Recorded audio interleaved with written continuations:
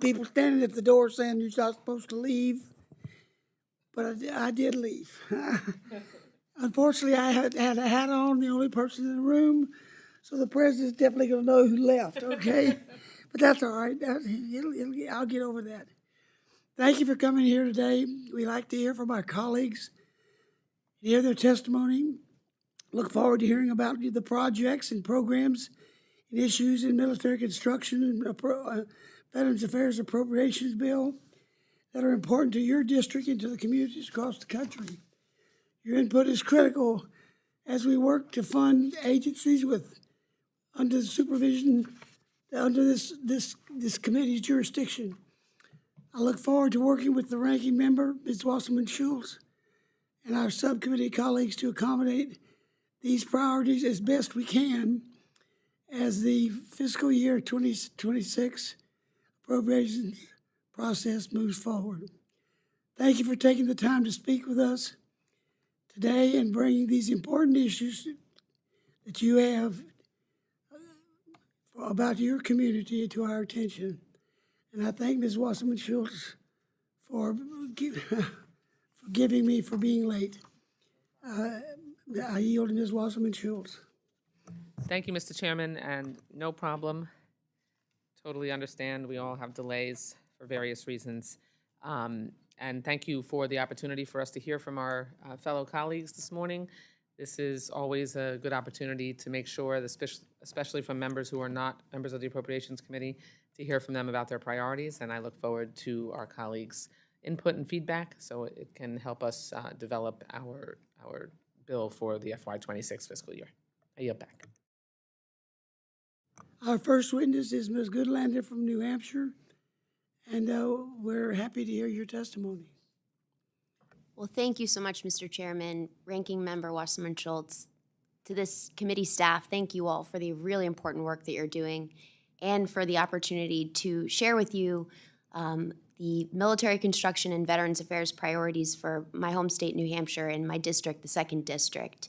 I want to start with Veterans Affairs priorities and say at the outset that I was very encouraged that President Trump issued an executive order earlier this month highlighting a really important issue for New Hampshire, which is that we are the only state in the continental United States without a full-service medical center. That's for my district, which is for a small state, a very big district. It's presented some very real problems. There are significant gaps in care. I have constituents who are driving hours to clinics which provide really good care, but often not the right kind of care that our veterans in New Hampshire need. And New Hampshire's home to more than 88,000 veterans.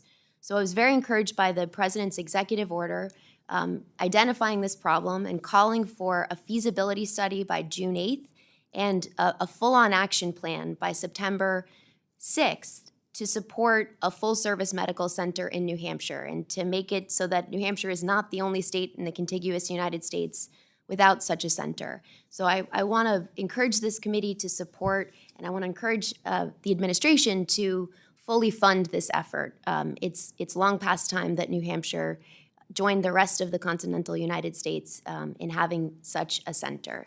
I also want to urge this committee to support the state Veterans Home Program. I visited New Hampshire's Veterans Home. It's an extraordinary facility providing really important services from skilled nursing to adult daycare, healthcare, and want to urge this committee to continue the support for that program. I also want to urge this committee to protect and prioritize the Veterans Affairs Service Purchasing Program, which was terminated by the Trump administration on May 1st. This is a lifeline program that has helped veteran borrowers avoid foreclosure at a moment when my state and states across the nation are in the midst of a genuine housing crisis. You know, in the end, this is not a handout program. This is a hand up for our veterans, and I hope this committee will continue to support and protect that program. The same is true for the Veterans Crisis Line program, which there have been many reports from my district and around the country about the continued functionality, accessibility, and performance of this important lifeline. It's a genuine lifeline to veterans across our country, and I want to urge this committee to support and continue funding this important program. I'd also just add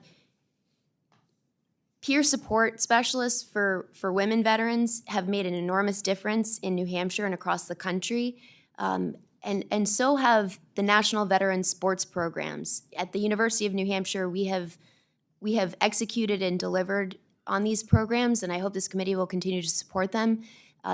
I'd say the same about delivering care for veterans with traumatic brain injuries. We have a lot of work to do in this regard. So I thank the committee for your work on the Veterans Affairs front, and just want to close by highlighting some of our priorities on the military construction, on the MILCON front. It's one of my favorite acronyms, MILCON. You may not know it, but New Hampshire is a proud home to several mission-critical facilities to our national security and defense. You may know about the Portsmouth Naval Shipyard, which is one of the longest-standing naval shipyards in our nation, one of only 4 public shipyards left in the United States of America.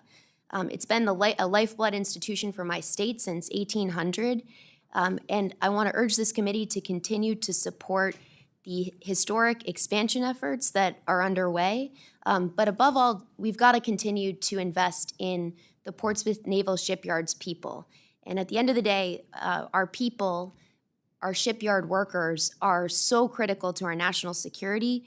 They have been on the receiving end of chaos and uncertainty, of hiring freezes and workforce cuts, attacks on their basic rights and essential retirement benefits that have undermined their mission, and that's why I'm working hard to protect their basic rights and to fight for the dollars that should be theirs. And I want to urge for this committee, I know you play an important role. I serve on the Armed Services Committee, but you play an important role in supporting the child development centers that the Department of Defense runs, and actually building the brick and mortar. And in New Hampshire, we don't have such a center, but it would make an enormous difference for the thousands of women and men who serve at the Portsmouth Naval Shipyard.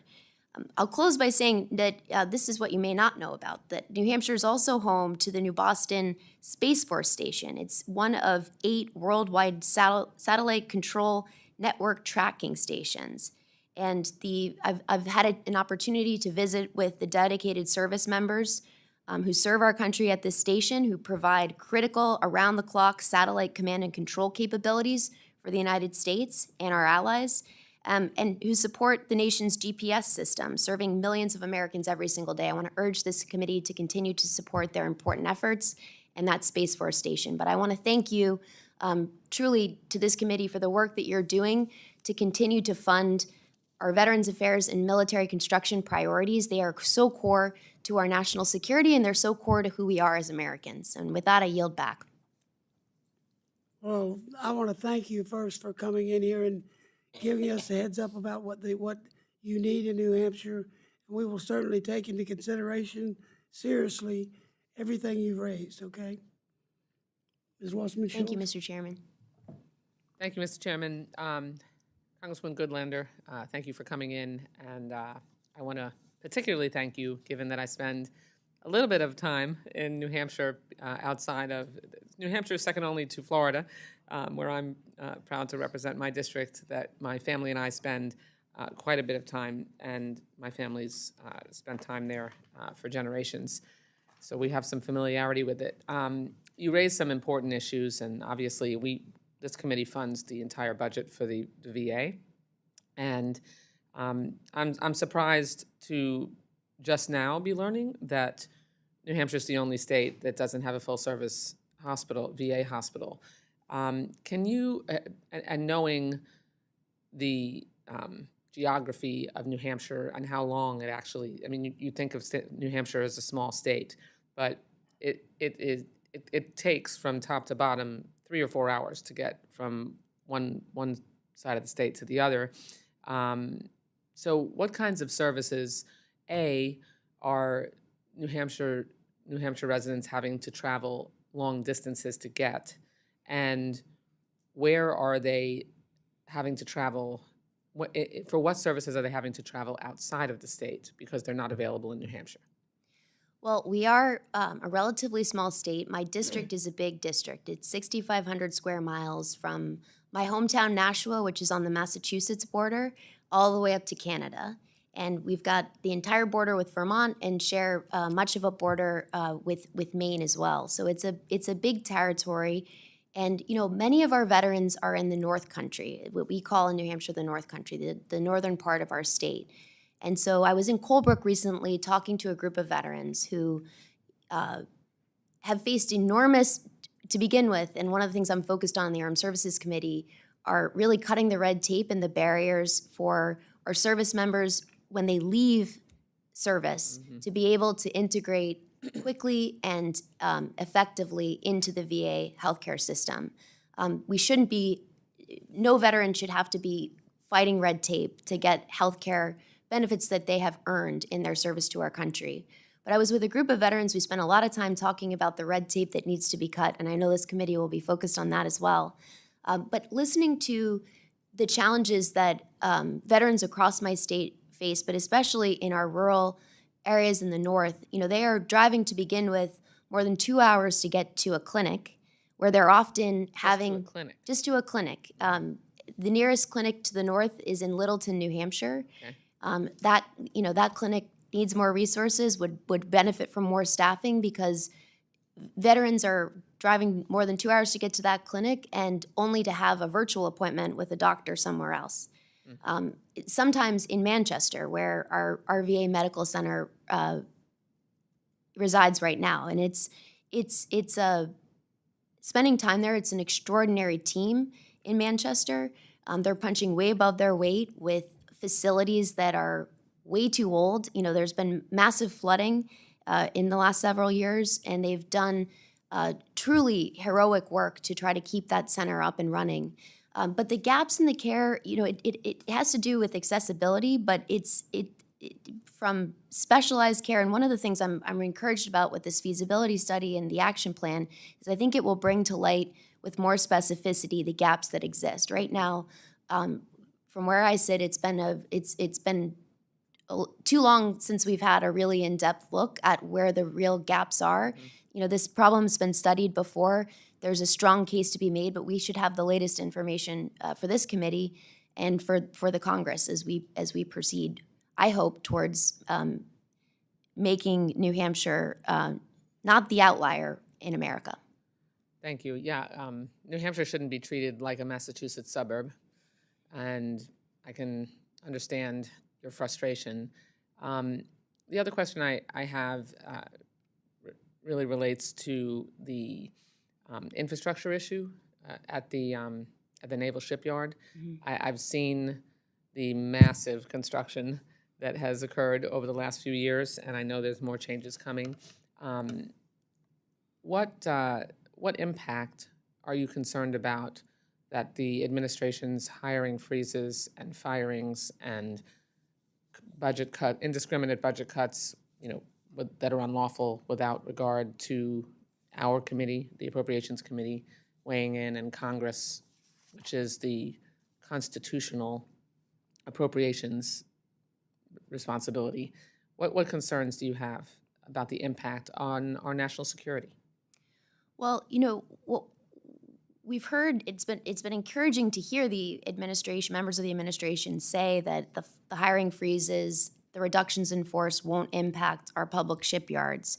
But in practice, what we're hearing from the ground is that there hasn't been the kind of hiring that we need to see at the shipyards in order for our country to fulfill the mission that we need to be fulfilling. And the disruptions in the uncertainty has been a real detriment to the important work that happens there. These jobs, the work that's done at the Portsmouth Naval Shipyard, it's some of the most difficult work that we could ever ask a patriotic, and these are patriotic, nonpartisan public servants who have dedicated their life to this work. These jobs are really, really hard. The uncertainty that's been injected into their lives makes it hard to complete their mission. What I'd also say is that it's the investments that this committee could make in childcare, where we've seen in my home state, and I'm sure it's a pattern you're seeing across the country, of because we can't get access to basic childcare services, people are having to make the extremely painful decision to leave their life's work, and it's mostly women. And this would make a huge difference in our state to have investments that would allow us to step up and make childcare more accessible and affordable. It's one of the biggest challenges that we face, and it is a barrier to our national security when we're losing talented professionals at our public shipyards. Well, thank you. I know Judge Carter and I, no matter which one of us has chaired this subcommittee, and we've been a tag team for many years here, have prioritized the funding of child care centers, even when administrations have not put requests in their budget for any new ones. We've gone ahead and put funding in for those CDCs. It's really important, and we are very focused on the quality of life for our active duty service members. We have a quality of life hearing every year. Our members meet with the personnel in the military who are responsible for quality of life. We have held many of those officials accountable for the real threat that exists, just like you're saying. And we've heard testimony from service members who want to make the military their life's work. They went into the military, many of them intending for it to be their career, but the obstacles that are thrown in their way because of negligence, really, result in the quality of their family's life. There's really serious issues with privatized military family housing. The privatized military family housing companies continuously just make cost of doing business decisions, ignore and neglect the quality of those facilities and the conditions that the personnel and their families are living in, and our ability to retain those service members is greatly impacted. So there's a lot of work to do to make sure that we let those folks know that they are our priority and that we care about them and their quality of life. And you coming and taking the time on Member Day, when you can see there's not a very long line behind you of members waiting to testify here, it's really important and such a positive message to your own constituents that you're looking out for them. So thank you. I yield back. Thank you. Well, I want to thank you for coming in today. I will tell you that as we look at our national defense, shipbuilding is becoming a major issue for the Congress and the American people. And we will do everything in our power to do what we can. And we will look. We have a lot to look at, and believe me, because you came in here, it puts a priority on some things. So thank you very much for coming in. I appreciate you giving us this information, which quite honestly, I'm from a great big state, and I am proud to see you come in here and talk about this.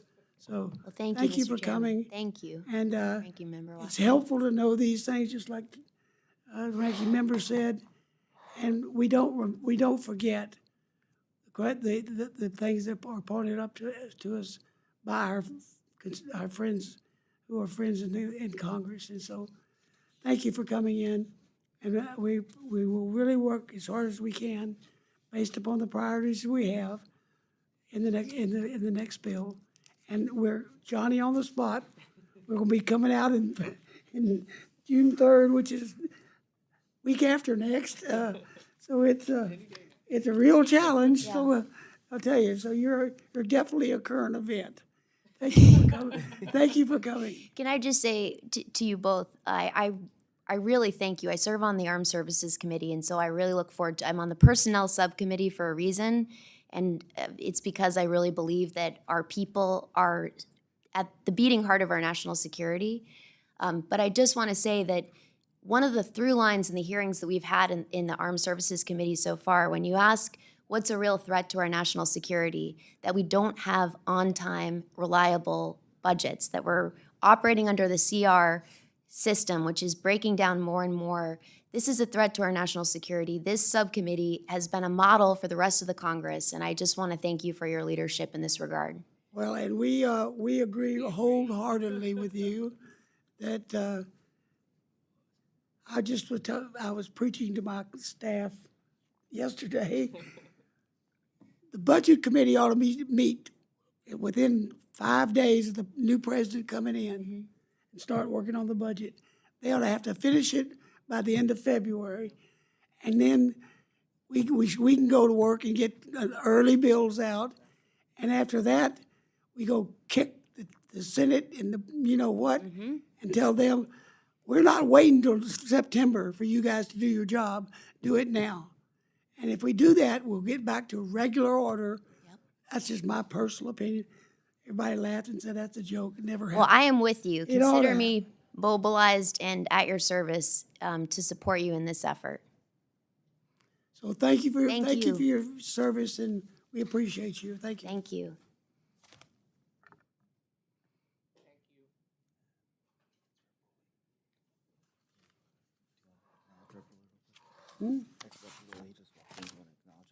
Yeah, where's our speak to?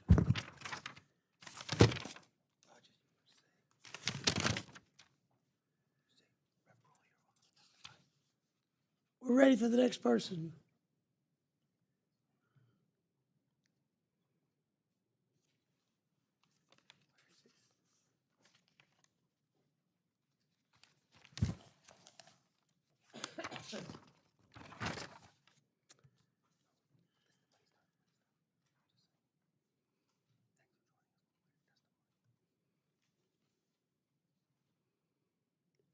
We want to thank you for coming and talking to us about this. The chair is the floor is yours. Thank you, Mr. Chairman. Thank you, member and committee members, for allowing me to submit written testimony for the Military Construction, Veterans Affairs, Related Agencies Appropriations Subcommittee. I'm honored to discuss critical investment for the community as you shape your fiscal year 2026. So today I'm here to talk about one thing in particular, and it's the YARS Youngstown Air Force Reserve Station Base, which is located right outside of Youngstown, Ohio. So considering we're talking about an Air Force base, I would like to talk to the amount of people that it's actually going to affect. If you were at 30,000 feet and you were looking at an aerial map, this Air Force base is right on Route 11 and is nestled in between Warren, Ohio and Youngstown, Ohio. This actual district is David Joyce's district, but it affects the Ohio 6 because a lot of employees that are there live within the Ohio 6. It affects Akron, it affects Canton, it affects Cleveland, Youngstown, Conneaut, and Pittsburgh, Pennsylvania. Some say it even affects the outskirts of Buffalo, New York. It has over 1,500 employees. It's the largest employer of Trumbull County.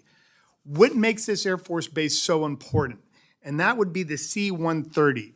It is the home of the C-130 and always has been. The C-130 has been very instrumental when we go to war. It actually moves heavy equipment and a lot of soldiers to the war front. But when it's not in wartime, it's used for spraying. So when you have mosquito problems and you have all these different things and you need a plane to do an override and drop either a spray or water on materials that are on the ground, the C-130 is your go-to. Well, something really big happened with the Defense Department over the last 5 years, where Tim Ryan actually instrumental in getting the new C-130J, which is basically a modern version of the old C-130, which was a propeller plane, and now we're going into a jet, brand new approach, highly technology inside the plane. These planes are about $100 million each. The Defense Department plans on having 9 to 10 of these planes at the Air Force Base. We have 3 right now. So we have $300 million in assets that are sitting on this Air Force Base that employs 1,500 people. The problem is we have a dilapidated fire station that is present. It really isn't fit to put out any kind of disaster or any kind of fire that would actually be going on within the Air Force Base. So we need to redo this. So that is the main reason I'm here, is to talk about the new fire station that we need to do. Well, here's the good part. the funding has already been approved. The fire station had a Department of Defense priority feature years of 2023. Thanks to this committee right here, design funding was secured in 2024. It was a great first step. The Pentagon requested $25 million for this very fire station to be implemented. The problem is nobody has been able to connect the dots. We have to put a little bit of pressure on the Pentagon to jar that money free so we could actually do this. With 7 more planes stated to come in the next 2 or 3 years, and to put $1 billion of assets on this Air Force base, and for the preservation of the 1,500 employees there, which is bipartisan, because this goes through bipartisan lines over in the Akron, Canton, Cleveland, Pittsburgh. It is necessary for us to do this. And once again, even though it is not my direct district, I feel like it's my adopted district. My family has enjoyed over the years. They put a beautiful air show at the Youngstown Air Force Base. It seems to be the cradle of bringing the community together. It's just a great place to visit. Something else that's really interesting, it's something that jumps all different forms of government. So when you're talking about local government, whether you have the mayor of Youngstown or the mayor of Warren, or whether you have local county trustees or commissioners, they all gather. One of my things I'm most proud of in the Ohio Senate when I was chair of government was I helped facilitate some money with Sean O'Brien across the aisle, and we were able to get $17 million for new gates there because they needed to go through a threshold of securing their gates with all the problems that we have that breaches military bases. So that was a pride of mine. So I'm here just today basically to ask for the committee to help jar this money free with the Pentagon. I think just a little push and we'll be able to get it. In closing, I'm going to thank you for your support on this project. The new fire station is vital for protecting the economic investment in Northeast Ohio. As some of you have already seen in the State House, I can confirm that YARS is a model collaboration in the state of Ohio when you take bipartisan people, you take all forms of government, whether it's local, state, or in federal, and you bring them together as one family. I ask to work closely with you to ensure that the fire station project moves forward, and I will do everything in the power of myself or my office to help you. Safeguarding America, especially for aerial spray missions, is vital, and YARS Air Force Base in Youngstown, Ohio is this epicenter of doing this. Protecting America with aerial spray missions, and this committee could do tremendous work. I look forward to working with you in the future. Is that on? Well, I think I have some good news for you. The Department of Defense recently sent forward their fiscal year 2025 spend plan. And the fire station you just spoke about is fully funded in the spend. Oh my God, thank you. Thank So, you very I much. had nothing to do with it, neither did but we will both tell you. Oh my God, this is wonderful. Yeah, Thank you so much. all right. God bless you all. Thank you. Thank you very much. Thank you. Don't go away. She gets to Okay. talk too. Go ahead, Ms. Wasserman-Schultz. Thank you. And, we're pleased to give you that news. It is a spend plan that our committee insisted on receiving from the Department of Defense because, unfortunately, we were in a situation that in this last fiscal year, we did not have a full year budget pass through the entire Congress and did a, sort of rest of the year CR.